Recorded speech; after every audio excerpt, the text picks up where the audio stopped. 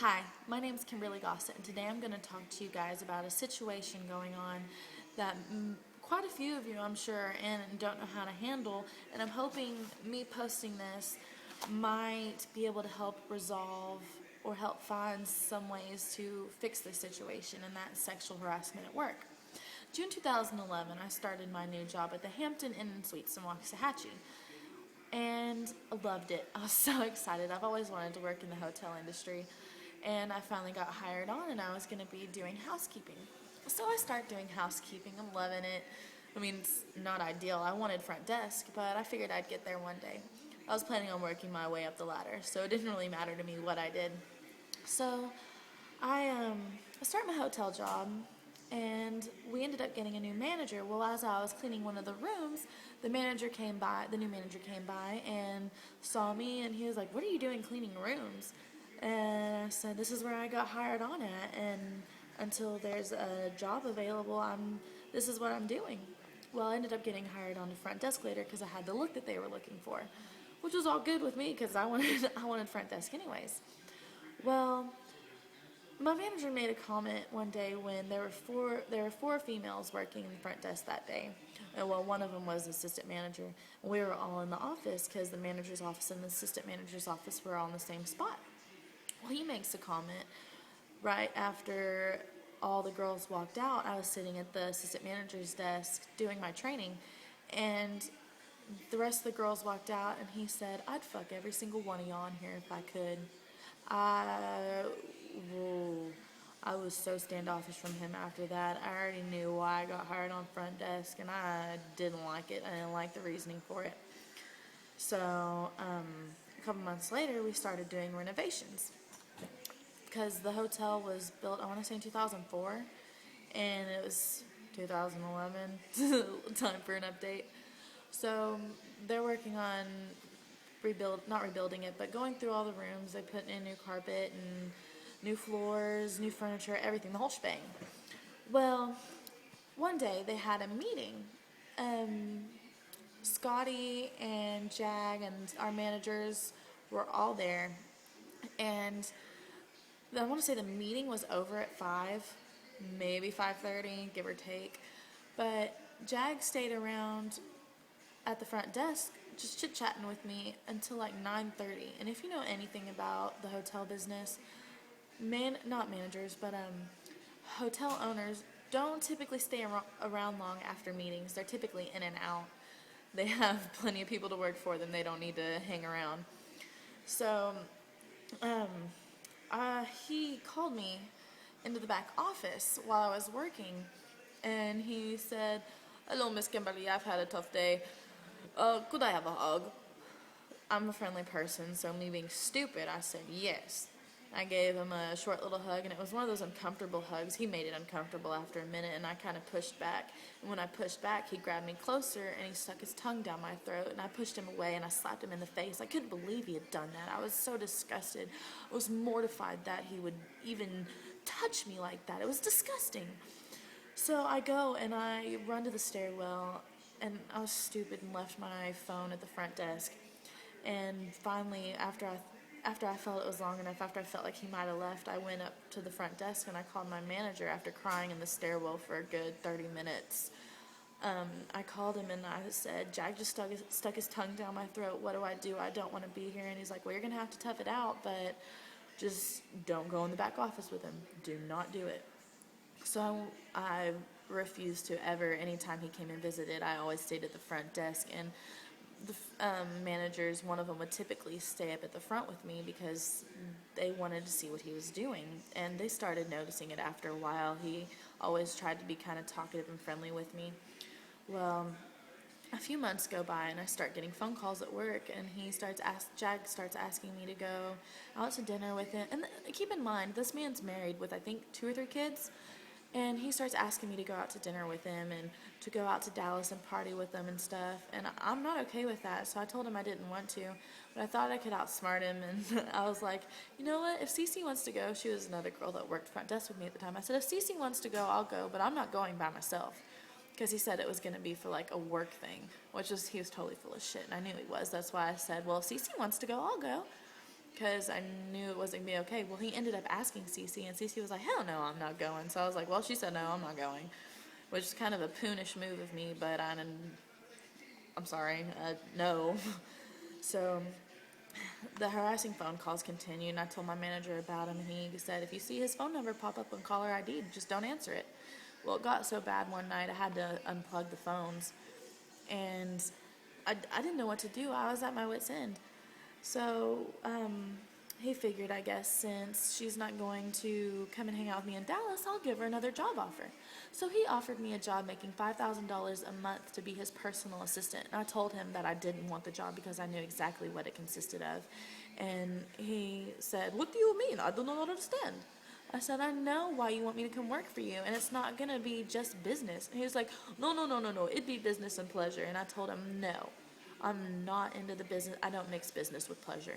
And he said, oh, well, we could talk about it. We could see what we could do. And I said, no, I'm not going to take it. I have no desire in working for you like that. I'm perfectly happy with my $8.25 job. Well, he kept pushing the fact and kept pushing it, and I kept telling him no, and I told my boyfriend that he was getting on my nerves and I didn't know what to do. And I kept telling my manager what all was going on, and no one would do anything. Housekeeping, front desk, management, everyone knew what was going on, and no one would do anything about it. I tried calling corporate and speaking to Opie, who was our representative there, and he never gave me a phone call back. He didn't do anything. Everyone was too afraid to lose their damn jobs. And I'm stuck getting harassed by the owner, and what am I supposed to do? He owns the hotel. So I honestly probably should have called the cops, but I didn't, which was my mistake. And one day, I did housekeeping and front desk. I liked doing multiple jobs. I did housekeeping, front desk, and executive housekeeping as well. I like to keep it kind of, I like to do this and that. I like to multitask. So one day, we were in the middle of renovations, and Miss Priscilla, our executive housekeeper at the time, came upstairs, and she was like, Miss Kimberly, Mr. Jack's coming upstairs, and he's coming looking for you, so you might want to be careful. So I told her thank you, and I was going to keep my eye out. Well, sure enough, he finds his way up to the room I'm cleaning and says, oh, hello, Miss Kimberly, how are you doing today? I'm doing great. How are you doing? Oh, I'm doing fine. I just come to check your rooms. So he comes in, and he's inspecting the room, which kind of sucks because I can't say no, don't come in, because he fucking owns the thing. So he goes, and he's walking around the room, and he's like, oh, you like the new furniture? Yes, you like new furniture? And I'm like, yeah, I think it looks nice. I think you could have done a different color, but I mean, it looks good. And as we're walking out, he grabs me, pushes me against the wall, and he tries to kiss me, and I shove him off of me, and I run out the door. And I go, there's a linen closet next to the elevator. So I went down to the elevator, down to the linen closet, and stayed in there until I felt like he was gone. And his wife was there. I knew she was there, and honestly, I should have gone up there and told her what happened. I should have told her that he shoved his tongue down my throat one of the first times he met me. That's not okay. That's not all right. So, I waited for a few minutes, and then finally, when it was all said and done, I decided to go downstairs and tell Miss Priscilla what had just happened. And one of the ladies working had kind of heard what had gone on in the room, but she didn't put it together until after I told her what happened. And Miss Priscilla was like, go home, just come back tomorrow, we'll talk about it, we'll work it out. Well, I was going to go press charges the next day, and I called my manager, and I was like, look, I'm not going to be able to make it into work today. I'm going to go press charges on him for that. And he was like, well, I need you to come into work. I said, well, I'm not going to be able to come into work. I'm going to press charges. And he said, well, that's not okay. Do you want to get fired? And I was like, no, I don't want to get fired. I quit. So I quit my job. And it really sucked because it was the job I had been looking forward to and doing for so long. It broke my heart to quit my job, honestly, and I know maybe y'all don't really care about your jobs, but I loved my job. I loved the people I worked with. I loved our guests. I loved everything about it except for Jag, which really sucks that I had to quit over one person. So I go and I handed my letter of resignation, and I asked for a good letter of recommendation. Well, my manager decides to tell me that he cannot give me a good letter of recommendation because on my letter of resignation, I stated that Jack had sexually harassed me and he was the reason I quit my job. And he said, well, I don't want the chances of me losing my job because you decide to quit and lose your job over this. He said, you should have handled the situation better. Well, please tell me how I'm supposed to handle the situation when my manager won't do anything, front desk won't do anything, the cops won't do anything. Please inform me, because I would love to know how. I think it's such crap and such horseshit. So I quit or whatever, and I ended up going to the police anyways. And I told them what had happened, and I get told that it's a civil suit. There's nothing I can do. You know what? Here, these people can harass you at work and you can quit your job, but you can't do anything about it unless you want to go spend bukus of money on a lawyer and press charges when it's he said, she said. So I was kind of screwed. And now I'm working at the La Quinta Inn and Suites, and it's badass. I love the people here. They're awesome. They make me feel so comfortable. And I told them whenever I got hired on, I explained to them what had happened, because they asked, why I quit my previous job. And I said, well, I can either tell you it's personal or I can tell you the real reason why I quit, but I don't want that to cause an effect of me not getting this job. And I explained to her why I quit and what my concerns were in working in the hotel industry again. And she told me I wouldn't have to worry about anything like that here. And I got to meet the general manager and his family, and they're all very welcoming and warm. And my manager even told me, he's like, we like to consider this family here. We don't want to make you feel uncomfortable at all. If you need anything, just talk to us. We'll work with you. So, I mean, I ended up in a better situation now, but it's just crap that I had to go through that in order to get here. And it's crap that no one would do anything about it. So if you know any legal actions I can take as to pursuing justice against him, that would be fantastic. I would really appreciate it, because I don't know what to do, and I'm not going to go out and spend a bunch of money on a lawyer. That's in this economy, I just can't afford it. I mean, I would love to. I'd love to go put his ass to the wall, but I just can't.